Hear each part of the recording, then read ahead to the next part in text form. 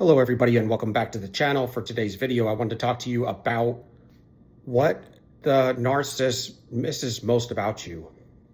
So let's jump in.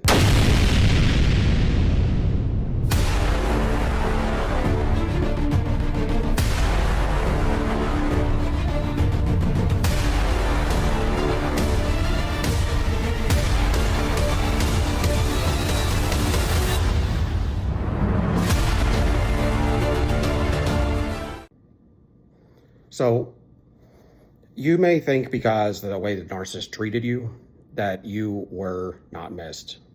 Because of the way they treated you, you feel like maybe you might have been treated kind of terrible and thrown out like it was garbage.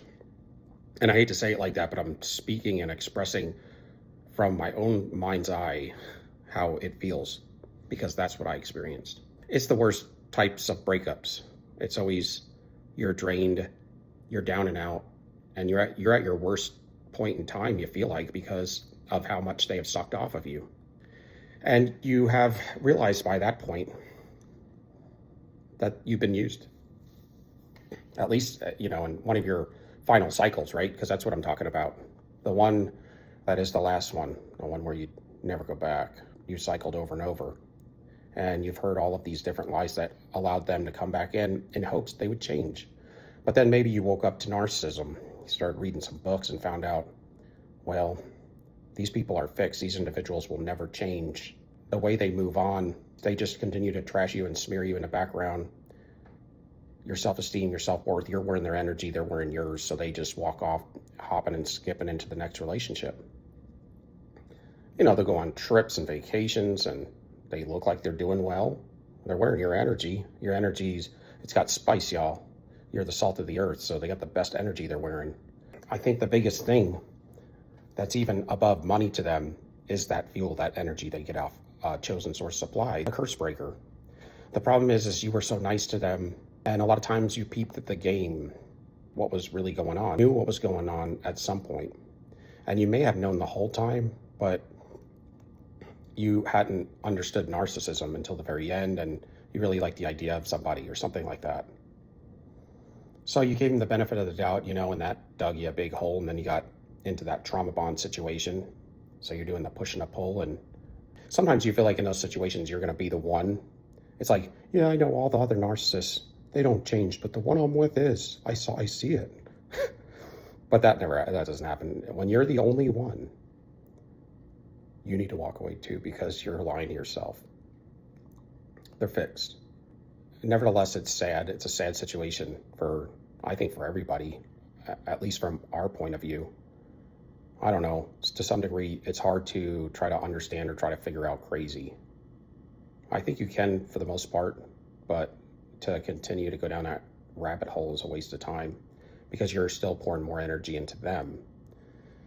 But what they miss most about you is your fuel, and your fuel is the best. You fuel them up better than anybody out there. You were that high-grade fuel, that 105 or that jet fuel. They were getting diesel fuel before you, and they will have to resort to going back to that crap again. And what's bad is when they've had the best fuel they ever had and they never knew it existed. You were the first person that gave them that kind of care, that supplied them with that kind of energy and that fuel and that way of thinking. I mean, it comes with everything. You gave them your stature and they poured theirs on you.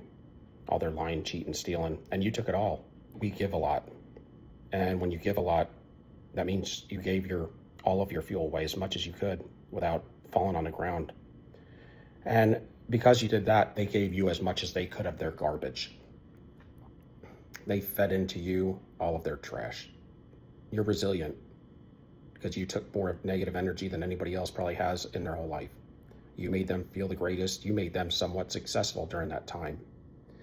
And a lot of times when they're in a relationship with you and it's as heavily corded up as it is between, say, the super empath on a woke or a chosen source on a woke and a narcissist, that's like a real cord that's hard to break. So they don't even have to be in your presence to be sucking your fuel off you. So even when they're away from you and even after you break up, they're still sucking fuel off you for a long time until you heal. But when you heal, that boomerang comes back, boy, and it nails them right in the head. When you cut those energetic ties and those cords and you unhook their hooks in you and you let them go. More than money, they wanted your heart. They wanted your identity, meaning your aura. They were alive when they had your fuel. And now they're like zombies again. And it's kind of like when you've had something that's really good and then you can't get it again. They have this addiction to you. And they won't tell you. But this is the deal. When they treat you the worst, they need you the most. Or they valued you the most. And that's the truth. Because they want to knock down the best fuel so they can keep them isolated and keep their self-worth down so they'll never leave. They'll be feeling inferior. They want to lock down those types of sources.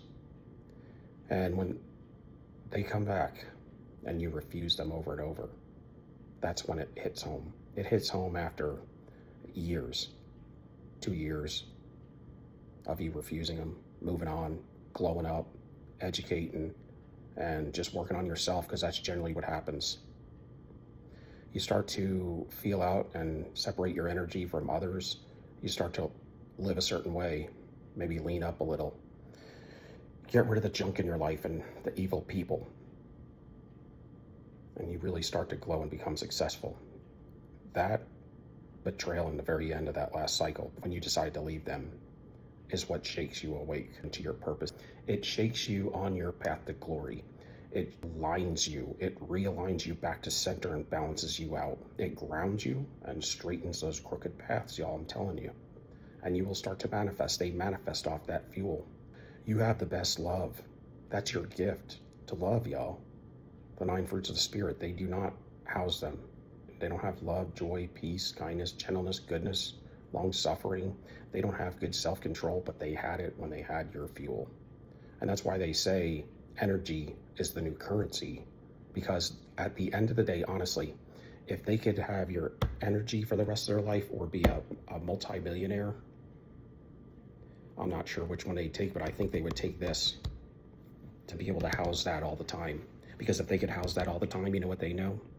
They're smart enough, because when you don't have something, you know what you need and you cherish it and you know how to use it to the highest level. You're not going to be lazy with it because it's a hot commodity. What they don't have and what you have, if you know how to use it, you can manifest greatness in your life and for good people. I mean, to help good people and to be prosperous. And that's what they don't want you to know, because they do. They start businesses and get all these flying monkeys working for them, and they start getting new cars, new home, all kind of stuff. Then when you leave, all of it goes back down to zero again. Once you uncord, disconnect, separate your energy. But you ruminate probably for a year to 18 months on that when you leave them.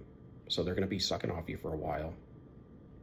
And they're going to be checking on you, trying to come back, telling you how much they changed, and it's going to look good. They may have pushed you to a tertiary source supply for a time. Maybe you would see them once in a while because you would feel like it just kind of happened through that trauma bond. But you're still going to wean yourself away from them if you know better, if you're a curse breaker. And you're going to get lean and clean, y'all. You're going to start grinding. That's what you do. You grind now and you shine later. And that's what you do. Don't worry about what they're doing. Everything they do is a lie. Everything they're putting forth is a lie. They can't love. They don't enjoy any relationship. They actually feign them. They feign them because they need people and they want independence and sovereignty, but they can't have it. So they have to put people under their yoke of bondage and have power and control over them, lock them down so they can steal their energy. And they work on a pipeline just like a real estate agent, where they have several different accounts that they're working on to close so they can make that money. And they're always working. They're always salesmen. They're a salesman too.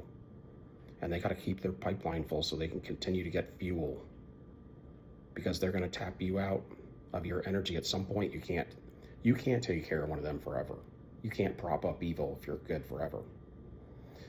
But they steal all your blessings. When you came into their life, you were the best thing they ever had. You were their blessing without the wrapping paper. I'm not fooling. You're a healer. If you're a generational curse breaker, you're a healer, you're a good counsel, and you supplied everything that they needed for the most part.